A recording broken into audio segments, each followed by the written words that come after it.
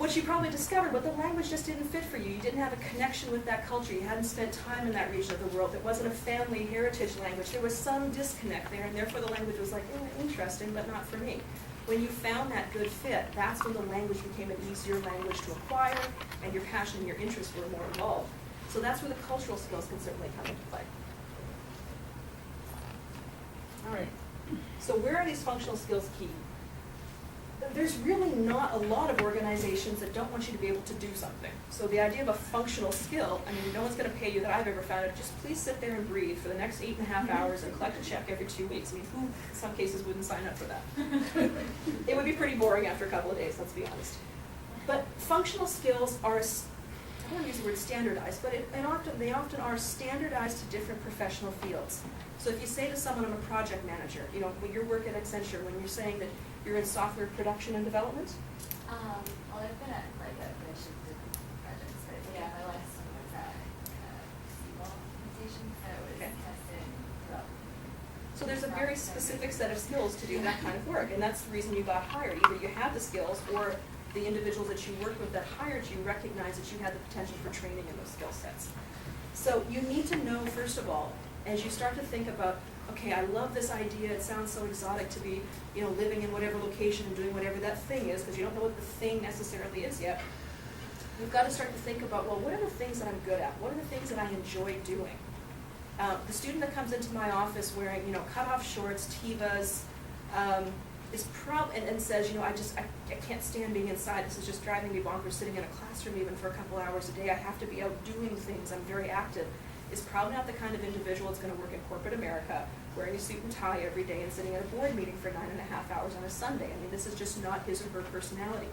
So you've got to think about some of these things as you start to look at skill sets and areas of interest for yourself. But think about the personal skill sets.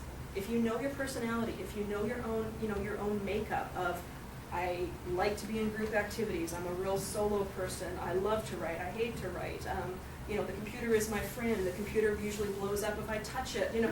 I mean, think about those types of interest areas you have, because that may initially start to pull you out of some of these things. If you can't balance your checkbook, you're probably not going to be an engineer. Let's be very realistic. Those of us that tried pre-med many, many years ago and didn't do so hot, we knew it way before we applied for pre-med. But you were trying to be something that you're not. And this is I'm using my own example. You know, so think about the functional skill sets. You know that in the education world, there's different tracks within education. There's obviously the administrators, there's the teachers. If you're the kind of person that can get a message across, if you're a good communicator, if you're the kind of individual that, you know, explains ideas to other people and they get it when they didn't get it before when someone else explained it, chances are you've got the skill sets or the capacity to become a good teacher or educator. So, you know, think about these skill sets early on. That will help you in deciding, okay, as I think about this different international environment, what is it I want to do? If you are not some combination of these things, and preferably more of them than less of them, I can pretty much guarantee that you're not going to be very successful in any sort of international environment. And you've probably discovered in certain days here on campus that if you didn't develop a sense of humor, if you didn't have a desire to work well with others and be really flexible, given, you know, the rigor of the Middlebury Pledge, you probably would have left the first afternoon. So, you know, you want to really think some of these things through. I meet with a lot of individuals. I knew an expat in Tokyo when I lived there, who had been with his family in Tokyo for 13 or 14 years with a huge Canadian company, was a major executive there. They had lived the life that most of us could only dream of, had staff at the house, the beautiful house in the most expensive area of Tokyo. I mean, they were living a phenomenal life. He'd been there for 13 years. I don't think he could say good afternoon in Japanese.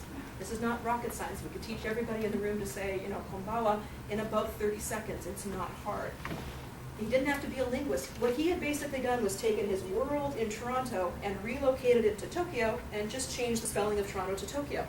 And he wasn't really living or experiencing the culture or the opportunities. Thank goodness his children were. So the 9-year-old was handling all of the, you know, the banking for the parents, the medical issues. That would have been really interesting. It explains a few things about his family as I think back too. So, you know, you've got to have a real level of flexibility. You are often going to be put in situations or environments that are incredibly uncomfortable to you, where you don't know what's going on, where you're convinced every person in the room is laughing at you. They might be. You don't know if you can't understand the language, and if you don't know, can't usually hurt you. But you're gonna have to have an incredible level of comfort in just saying, I don't know what's going on, but you know what, if I get home with all fingers still intact, it can't be that bad, can it? And somebody at some point is gonna sit me down and quietly go, what they're really saying is, and you're gonna go, oh, great, and you're gonna smile really big and still not get it. Until you start to develop a better understanding of the language and the culture, et cetera, et cetera. But if you know that those parameters don't work for you, this is not an environment to go in, and that's nothing wrong with that. There are a wealth of individuals that work at the headquarters of major international organizations, and they never leave headquarters. And there's a reason for that. They recognize that their own personal makeup, their own infrastructure, their own systems and values and beliefs are probably not going to have them very comfortable in some of the countries where that organization is represented. I'll use CARE for an example. CARE is based in Atlanta. It's one of the big 10 international NGOs that deal with development work, or international organizations that deal with development work. They have a huge support staff. They're called the backstoppers that are at headquarters. They provide the resources, the services, all of the policy work, the funding, et cetera, for everybody that's in the 70-some field offices for CARE. And those staff do phenomenal work. But some of the reasons that they're still at headquarters is by choice, because they don't envision themselves doing some of that work in insert whatever interesting exotic country, because they like the idea of running water and electricity and personal health and security and some of the other challenges that realistically in some of these locations in the world you may be faced with. So, like as I say, really think about your own personality. Now keep in mind too, how many of you would not be traveling solo? There's a significant other in some way, shape, or form. Okay, as you get older, that changes too. You got to think about their needs. You know, this environment or world may be wonderful for you, but your spouse or partner's, career doesn't really transfer. A lawyer is great in one state, doesn't necessarily transfer to another country. So what does that significant other do whenever you're located somewhere? So you've got to think about these different interests. You guys have questions at any point? Shoot. So international business, you've probably got some of the most flexibility about being based in the U.S., and transferring short-term contracts, consultancies, long-term postings or assignments, if your company or a sister company that they partner with or a subsidiary company has an opportunity for you to be in whatever that country location is. But that also means that you have to have a business background, and you have to have interest in the business community. So don't go into these careers going, oh, if I go in the business sector, that means I get to travel and do all these things. If you're not a business-minded person, you're not going to be happy. What tends to be surprising for a lot of Americans is that, and it varies certainly from company to company, you usually have to be based in the United States, either at your company's headquarters or a regional U.S. office, for some period of time before your company is going to transfer you to location X. That's not always the case, but in the majority of companies, if you look at their statistics, that's what they usually tend to do. The reason for that is they're not going to send you out for you to represent that company's needs or interests or sales or products, services, until you know that information. So the day you get hired, don't necessarily go, oh great, it's Paris for me, because it won't be. It's going to be Boise, Indiana for you for a year or two until you really know what that company does, and then it's Paris for you. But it's not the only place in the world where French is spoken, so it could also be Benin for you. Great, do I want to go there? Think about these things. Okay.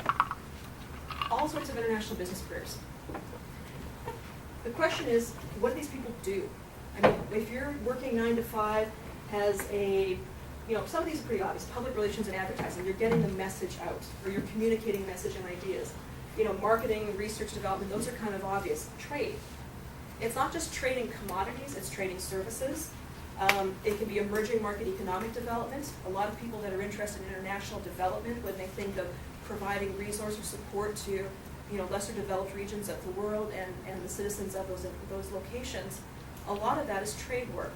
Corporate social responsibility does a lot of work within trade. Trade and development are intertwined nowadays. You really can't deal with one of those issues without dealing with the other. So even if you don't think of yourself as a business person, you may find yourself in a very trade-related or economics and trade-related position. That doesn't mean you have to become an economist. It means that what you're working in is in providing commodity and service is a trade. Questions about any of these fields? Yes, ma'am. If you're not particularly adept at economics or business and you don't have any experience in that, what's the best way to acquire that before? Good question. The easiest situation is depending on where you're located. First of all, use your career services or your alumni office. And let me ask a question here, and it's not because Jay is sitting here and Dawn has joined us. So you don't have to look at them as you answer this question, and they're not taking names and notes down, because if you're not their regular students, they probably don't know your names intimately yet. How many of you are using and abusing the career staff here?